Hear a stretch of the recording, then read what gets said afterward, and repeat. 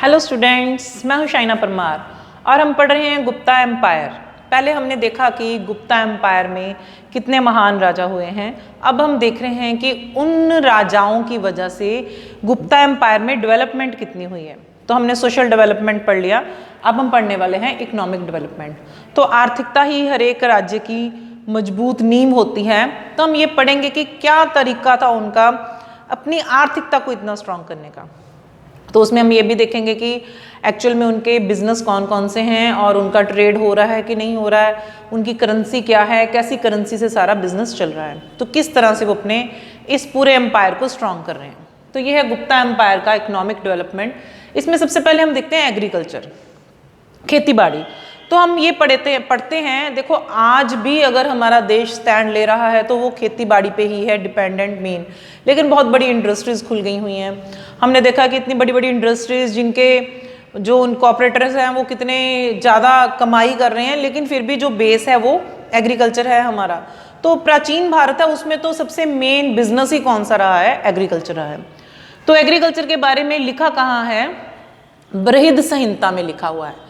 तो ये बृहद संहिता में बहुत जानकारी मिलती है हमें एग्रीकल्चर के बारे में।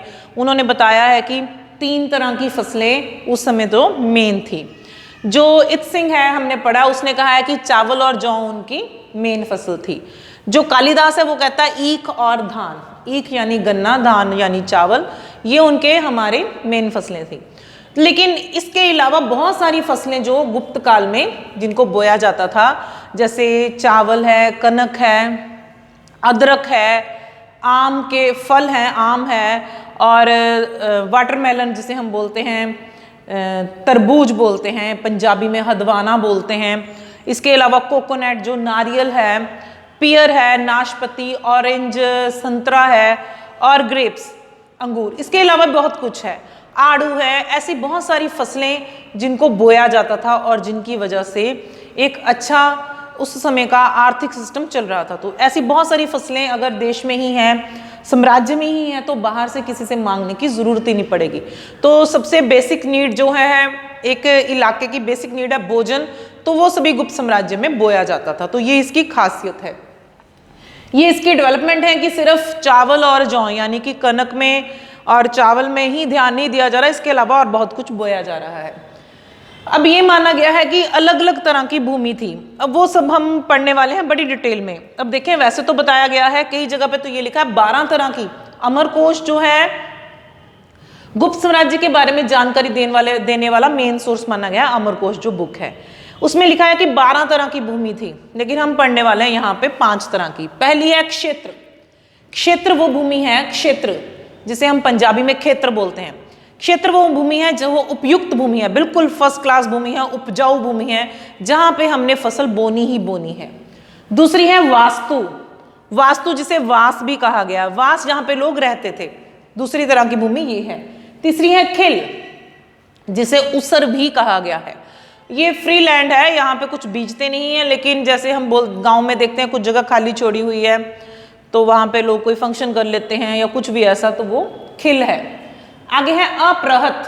अप्रहत यानी जंगली भूमि, जो जंगलों की भूमि है। ये ऐसी भूमि है, जंगलों में भी कई जगह खेती हो सकती है, लेकिन ये वो भूमि है जंगलों की जहां पे कोई खेती बाड़ी नहीं हो रही है। और उसके बाद है चारागाह, यानी कि पशुओं को चराने वाली जगह। तो ये 5 तरह की भूमि तो उस वक्त थी ही, 5 टाइप की, जिसमें उपयुक्त भूमि में जो क्षेत्र है जहां पे भूमि में फसलें बोई जाती थी, वास्तु जहां पे लोग रहते थे, वास, खिल जहां पे जो फ्री लैंड थी उसे लोग धार्मिक फंक्शनों में यूज करते होंगे, मेले वगैरह लगाने में, और अप्रहत जंगली भूमि है, और चरागाह जहां पे पशुओं को चराया जाता था। तो ये एग्रीकल्चर है उस समय का, इतनी फसलों को बोना, फिर इस हिसाब से बोना कि उस साम्राज्य के लोगों का पेट भरकर पालन पोषण हो सके। तो ये उनके समय की बहुत बड़ी डेवलपमेंट है, नई फसलों को भी बीजना। उसके बाद दूसरा आता है इकोनॉमिक डेवलपमेंट में श्रेणी। श्रेणी यानी संघ, यानी कोई एक इंस्टीट्यूशन, उसे निगम भी बोला गया है। श्रेणी को निगम भी बोला गया है। अब ये बड़ी डिप्लोमेटिक सी चीज है, इसे थोड़ा ध्यान से पढ़ना पड़ेगा। अब ये देखें, श्रेणी से बना शब्द श्रेष्ठ, और वहीं से बने सेठ। तो ये संघ बना दिए गए, बिजनेसमैन ने बनाए। कुछ ऐसे संघ थे जो नए व्यापार शुरू कर रहे थे, कोई नई चीजें बना रहे थे। कुछ ऐसे संघ थे जो लोगों को पैसा दे रहे थे, यानी कि वो अपने आप में ही बैंक बने हुए थे। तो यहाँ से श्रेणी सिस्टम शुरू हुआ। तो जो ये श्रेणी है या निगम, इसमें दो तरह की श्रेणियों के बारे में हम पढ़ते हैं। क्या? श्रेष्ठी, कुलीक, निगम। श्रेष्ठी, कुलीक, निगम। इस जो संस्था का मुखिया होता था उसे कहते थे श्रेष्ठी। श्रेष्ठी यानी श्रेष्ठ, और बाद में ये सेठी बन गए। ये संस्था किसकी थी? साहूकारों की। तो साहूकार कौन होते हैं? जिनके पास पैसा होता है, जो लोगों को कर्जे पे सामान देते हैं, पैसा देते हैं, और लोग अपने बिजनेस वगैरह डेवलप करने के लिए इनसे पैसे लेते। तो एक तरह का ये बैंकिंग सिस्टम था। तो जो ये श्रेष्ठी, कुलीक, निगम है, इन्होंने बहुत सारे लोगों को, साहूकारों ने बहुत सारे लोगों को पैसा भी दिया ताकि वो अपने काम को बढ़ा सके। दूसरी संस्था है श्रेष्ठी, सार्थावह, कुलीक, निगम। श्रेष्ठी, सार्थावह, कुलीक, निगम। इसका मुखिया है सार्थावह। तो ये सार्थावह किसकी संस्था है? इसमें आते हैं साहूकार भी आते हैं, इसमें कारीगर भी आते हैं, और इसमें व्यापारी भी आते हैं। तो सार्थावह इसका मुखिया है। कारीगर इसलिए आते हैं क्योंकि कारीगरों ने जो सामान बनाना है वो इसी संस्था में देंगे। व्यापारी इसलिए आते हैं क्योंकि वो व्यापारी उन कारीगरों का सामान उठा के लेके जाएंगे। और शाहूकार इसलिए आते हैं क्योंकि उन व्यापारियों को सामान देने वाले या उनसे पैसा लेने वाले या कारीगरों को पैसा देने वाले कौन होंगे? शाहूकार होंगे। तो ये दो तरह की संस्थाएं उस वक्त की मेन संस्थाएं हैं जिन्हें हम श्रेणी कहते हैं। अब देखें, जो श्रेणी है या निगम है, ये कैसे बनते थे? इनके तीन नाम है। एक है पूग, पूग, ठीक है। पूग को क्या कहते हैं? जिसमें अलग अलग तरह के लोग, डिफरेंट जातियों के लोग जिसमें शामिल होते थे, उसे कहते थे पूग। दूसरी है श्रेणी। श्रेणी जिसमें सेम कास्ट के लोग थे, एक ही जाति के लोग थे, एक ही काम करते थे, उसे कहते थे श्रेणी। तीसरा है निगम, जिसमें एक नगर के लोग शामिल होते थे, उसे कहते थे निगम। और इनका काम क्या है? जो भी चीजें, देखो अब सिर्फ खेती बाड़ी नहीं हो रही, बहुत सारा नया नया बिजनेस शुरू हो रहा है। कपड़े का हो रहा है, फर्नीचर का हो रहा है, गहनों का हो रहा है, औजारों का हो रहा है। तो उन सभी बिजनेस को संभालने के लिए श्रेणियां बनाई गई। तो जिन श्रेणियों में बहुत सारे अलग अलग तरह के लोग शामिल हुए वो पूग कहलाए, जिसमें एक ही जाति के, एक ही बिजनेस के लोग शामिल हुए वो श्रेणी, और जिसमें पूरा शहर शामिल हो गया उसे निगम बोला गया। तो इस तरह से व्यापार बढ़ना शुरू हुआ, जिससे देश को इनकम होनी शुरू हुई और गुप्त साम्राज्य दूर देशों तक फैल गया। वो हम व्यापार में पढ़ेंगे। उसके बाद आते हैं उनके कॉइन्स। सिक्के कौन कौन से थे?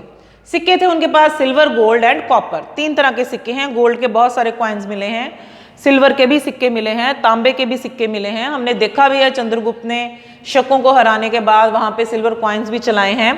और 16 ढेर मिले हैं ऐसा माना गया। और सबसे ज्यादा सिक्के हमें प्राप्त हुए हैं बयाना से, पुंज से, बयाना के पुंज वाले इलाके से जो भरतपुर में है। बहुत सारे सिक्के हैं जिनसे हमें, उन सिक्कों पे क्या है? राजा है, राजा की पोशाकें हैं, राजा के द्वारा किए गए काम है, उनके नाम है, उनकी पत्नियों के नाम हैं, उनके चित्र हैं, हर तरह की चीज इन कॉइन्स पे दिखाई गई है। और ये जो सिक्के हैं, देखिए जो गोल्ड का सिक्का है उसे दिनार कहा गया है उस समय में। इन सिक्कों को चलाने का मोटिव व्यापार को भी चलाना था और अपने देश की समृद्धि को दिखाना भी था। तो बहुत सारे सिक्के हमें मिले हैं। उसके बाद आती है इंडस्ट्रीज। तो कुछ उद्योग नए नए शुरू किए गए, जिसमें सबसे पहले आती है टेक्सटाइल इंडस्ट्री, यानी कपड़ा उद्योग। तो कपड़े का उद्योग बहुत विकसित हुआ है गुप्त काल में। हम ये कह सकते हैं कि उस वक्त लोगों ने बिना कटा हुआ कपड़ा भी पहना और सिला हुआ कपड़ा भी पहना। अब बिना कटा हुआ कपड़ा मतलब जैसे शॉल, और सिला हुआ कपड़ा मतलब जैसे कि कोई शर्ट को पहनना, कोई पतलून पहनना, कोई घाघरा पहनना। तो ऐसी चीजें भी पहनी है। कहाँ से हमें पता चलता है? उन सिक्कों से पता चलता है, उन मूर्तियों से पता चलता है जो हमें उस समय की मिली हैं। तो ये माना गया है कि गोल्ड, सिल्वर, टेक्सटाइल इंडस्ट्री में अमरकोश में लिखा हुआ है कि मलमल, रेशम, लिनन, ऊन और सूती कपड़े को प्रयोग किया जाता था। तो सूती कपड़े का भी उद्योग था, रेशमी कपड़े का भी उद्योग था, मलमल का भी था। रेशम सबसे ज्यादा कहाँ से मिला है? बनारस में। और सूती कपड़ा सबसे ज्यादा कहाँ था? मदुरा में। तो यहाँ इनकी फैक्ट्रीज लगाई गई और इस उद्योग को खूब विकसित किया गया। और ये लोग कैसे कपड़े पहनते थे? इन कपड़ों के ऊपर कढ़ाइयाँ की जाती थी, और अमीरों के कपड़ों पे तो सोने चांदी की तारों के साथ भी कढ़ाइयाँ की जाती थी। तो ये सारी जानकारी हमें कहाँ से मिलती है? जब हम चित्र देखते हैं वहां से पता चलता है कि उनके वस्त्र कैसे रहे होंगे। ये भी माना गया है, मंदसौर अभिलेख किसने बनाया है? जो रेशम के बुनकर थे, रेशम को बुनने वाले लोग थे, उन्होंने एक सूर्य मंदिर बनाया। मंदसौर अभिलेख में ये लिखा हुआ है। तो सूर्य मंदिर को बनाना रेशम के बुनकरों के द्वारा, इट मीन्स कि वो रेशम के बुनकर काफी अमीर हो चुके थे, जिसकी वजह से उन्होंने एक मंदिर बनवाया। उसके बाद आता है आर्ट एंड क्राफ्ट। तो कला, शिल्प कला, इसमें आता है सबसे पहले फर्नीचर। बहुत सारा फर्नीचर उस समय बनाया गया हाथी दांत के साथ। जो नक्काशी होती है, आपने देखा होगा कि टेबल चेयर पे बीच में नक्काशी की जाती है, कटवर्क कटिंग कर दी जाती है, उसमें हाथी दांत को लगा देना। अब तो खैर हाथी दांत का काम करने पे बैन लगा हुआ है, लेकिन पहले इस काम को बहुत किया गया। तो फर्नीचर में हाथी दांत का प्रयोग किया गया। ये फर्नीचर वाला काम इनका बहुत विकसित हुआ। फिर उसके बाद स्कल्पचर बनाए गए, मूर्तियां, बहुत सारी मूर्तियां हमें गुप्त काल की मिलती हैं। तो ये भी एक बिजनेस ही रहा होगा। वो शिल्पकारी होंगे जिन्होंने अपने हाथों से इतनी सुंदर मूर्तियां बनाई हैं। सोने की मिली हैं, चांदी की मिली हैं, तांबे की मिली हैं। उसके बाद है पिलर्स।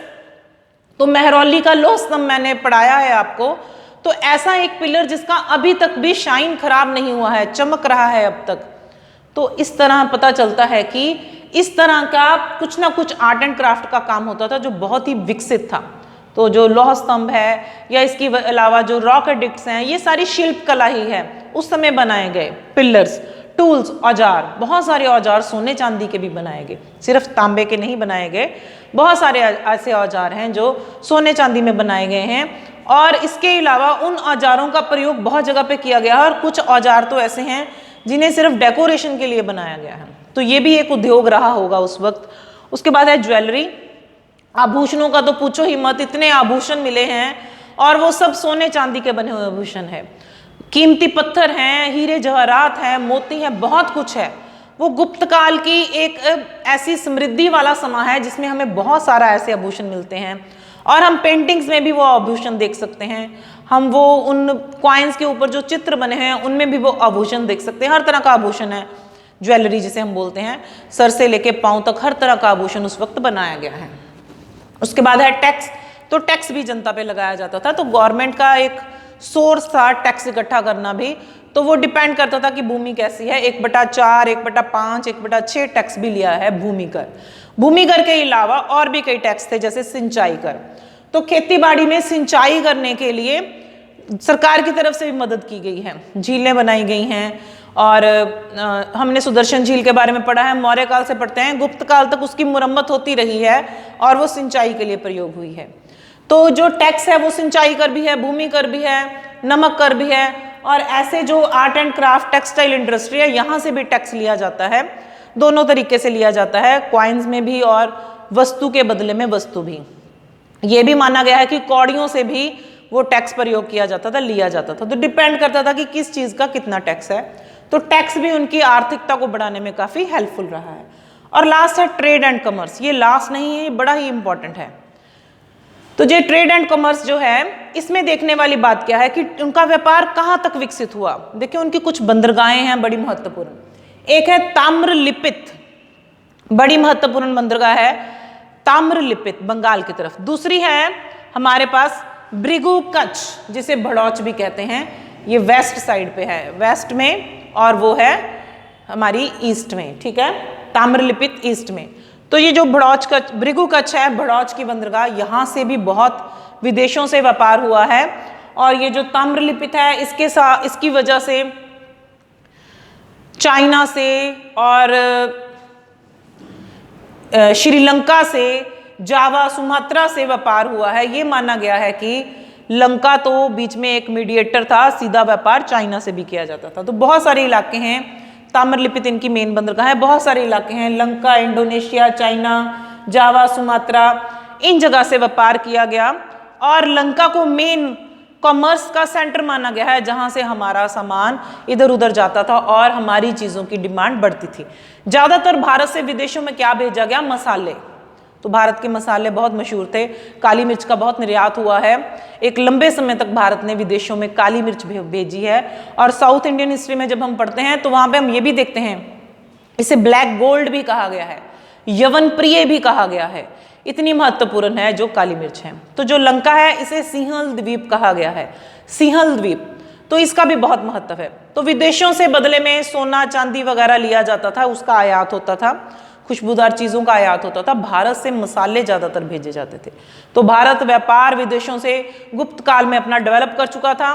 सिक्कों के साथ व्यापार किया जाता था, चीज़ के बदले चीज़ भी ली जाती थी। तो ये इकोनॉमिक डेवलपमेंट ने गुप्त काल को एक ऐसा युग बना दिया जो बहुत ही महत्वपूर्ण युग माना गया है। खूब डेवलपमेंट हुई है और खूब तरक्की की है इस समय ने। विदेशों में भी अपने कल्चर को फैलाया है और अपने देश में भी इसको संभाल के रखा। तो यह है economic development of Gupta empire. Thank you so much.